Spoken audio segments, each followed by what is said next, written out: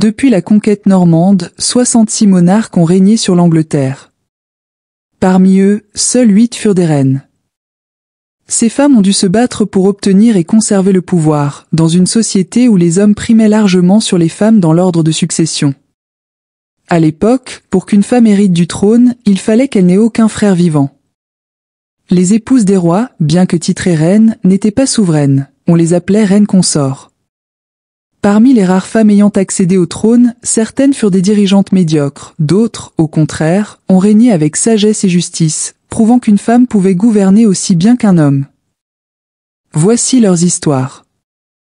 Dès son plus jeune âge, la princesse Mathilde fut considérée comme une monnaie d'échange. À 8 ans, elle est envoyée en Allemagne à la cour de son fiancé, l'empereur du Saint-Empire romain germanique. À 11 ans, elle épouse Henri V, de 16 ans son aîné.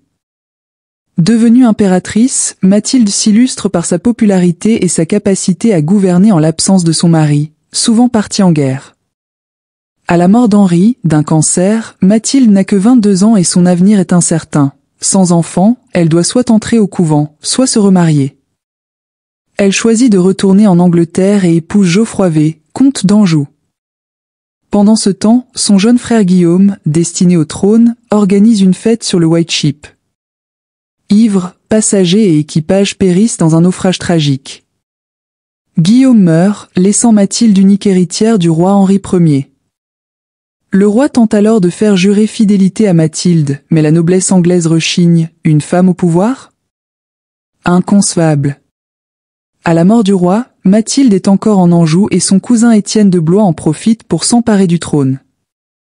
Les barons, voyant en Étienne un roi faible et malléable, le soutiennent.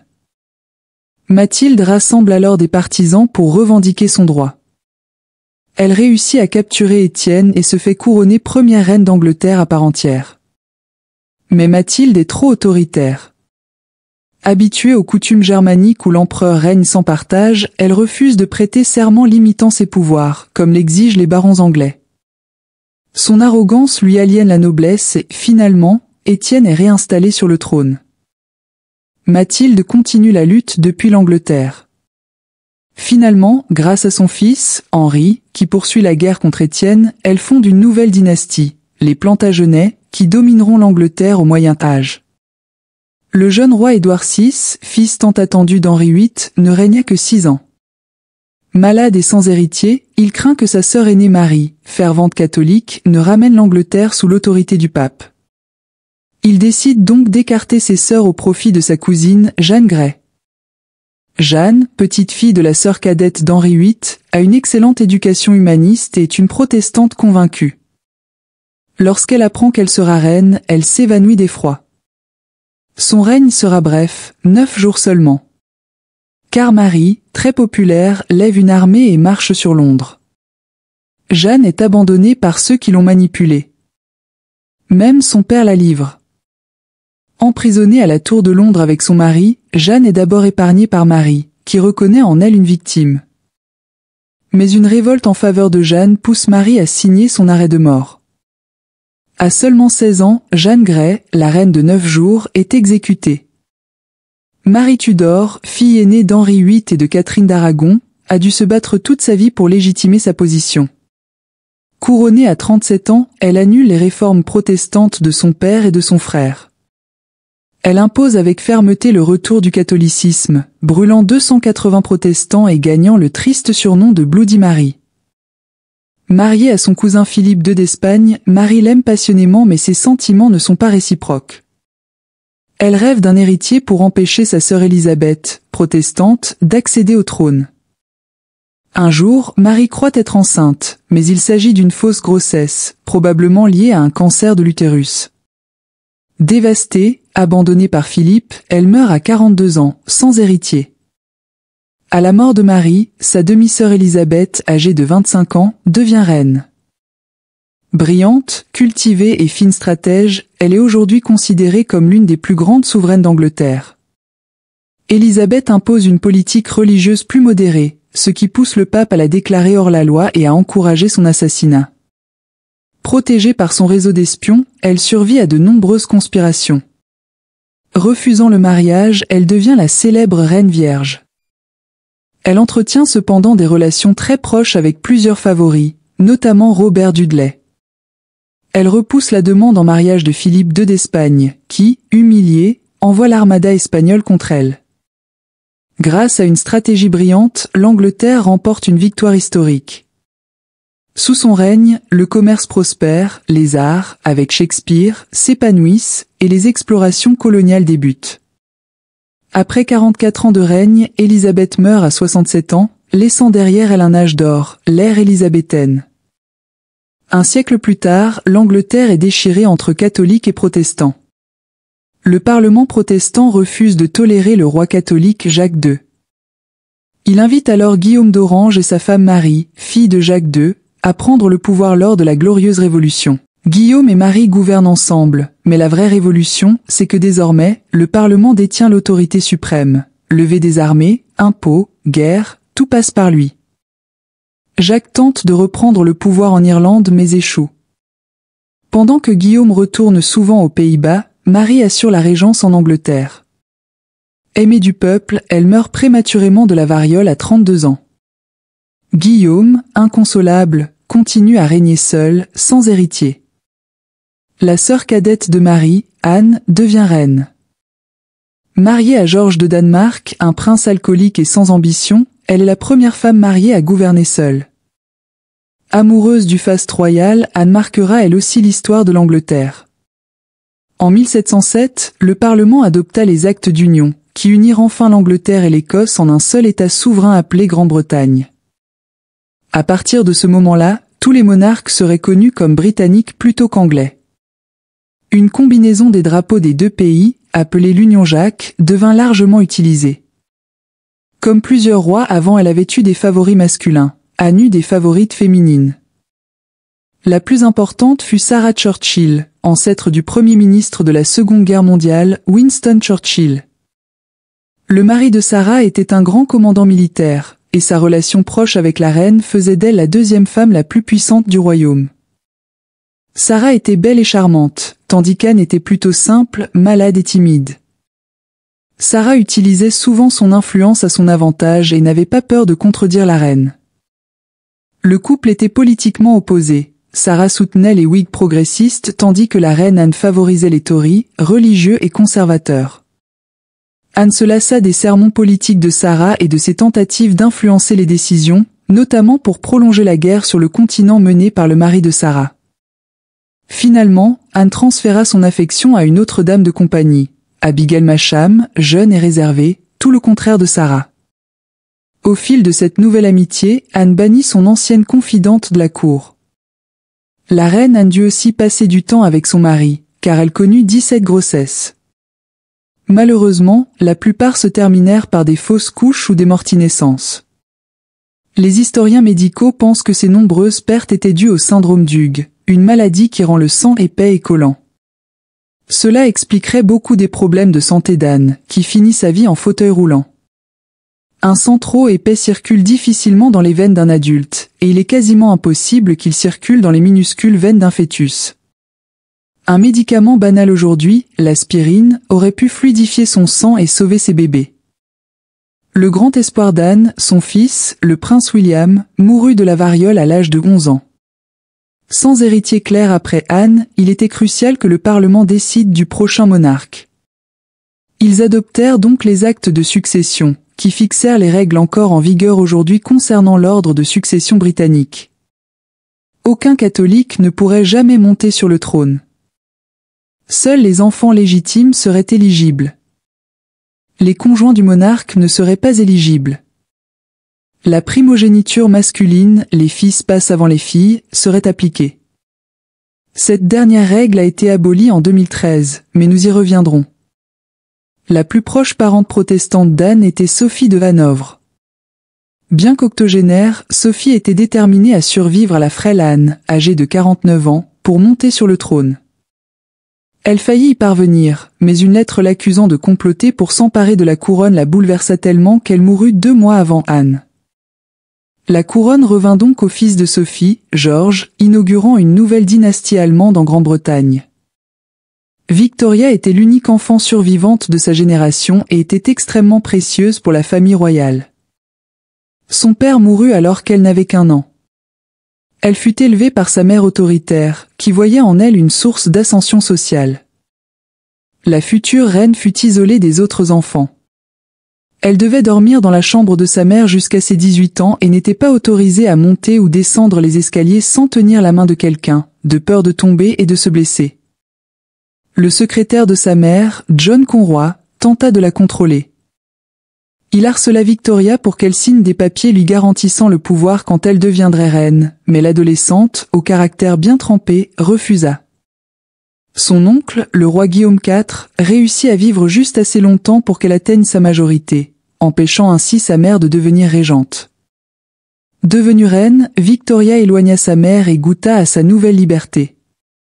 Son premier ministre, Lord Melbourne, fut son mentor, et elle nomma les femmes de l'entourage de Melbourne comme dames de compagnie.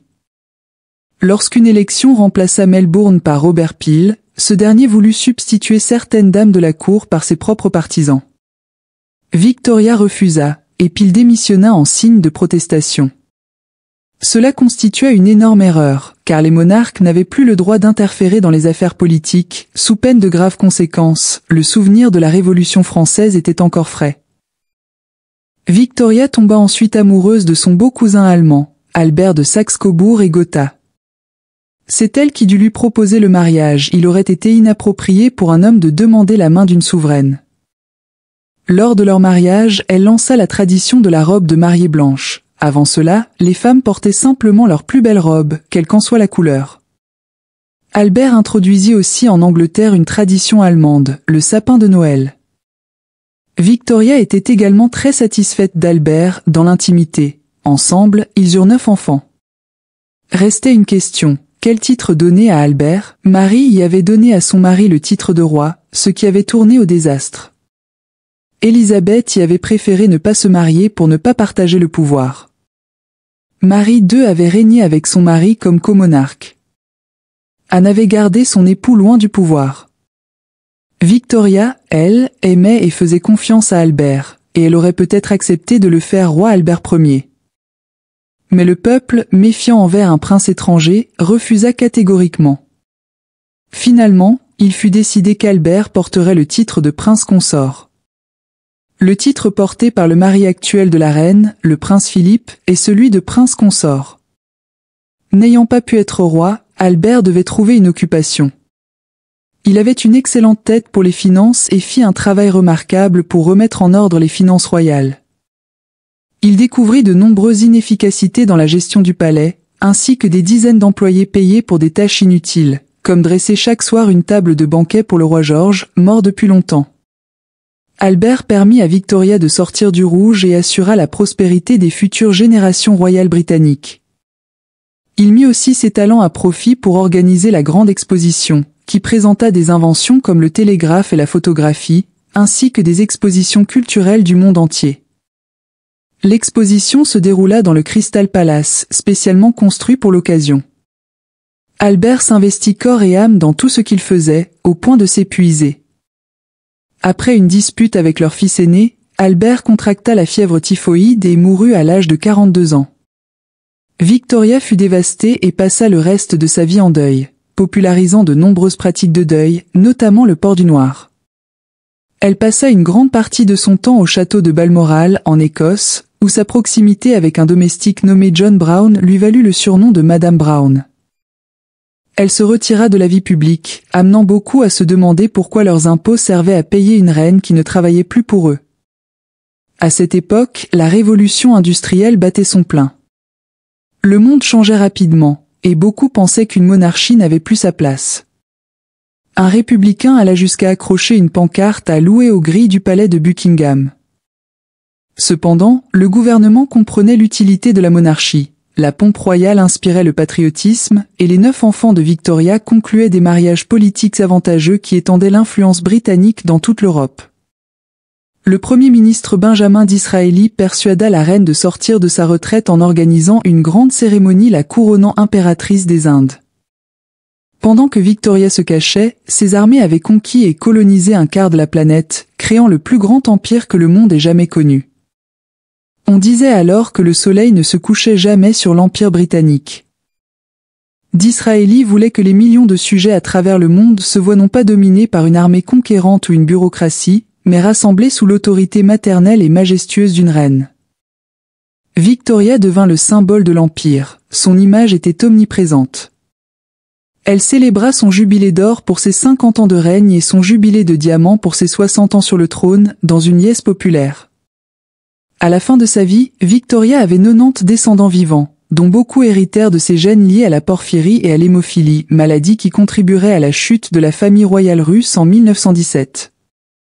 Victoria établit un record avec ses 64 ans de règne, et elle définit le modèle que suivraient désormais les monarques britanniques, être des symboles et des figures cérémonielles, mais sans rôle politique. Élisabeth n'était pas destinée à devenir reine. Mais lorsque son oncle Édouard VIII abdiqua en plein scandale pour épouser l'américaine divorcée Wallis Simpson, le père d'Élisabeth devint le roi George VI.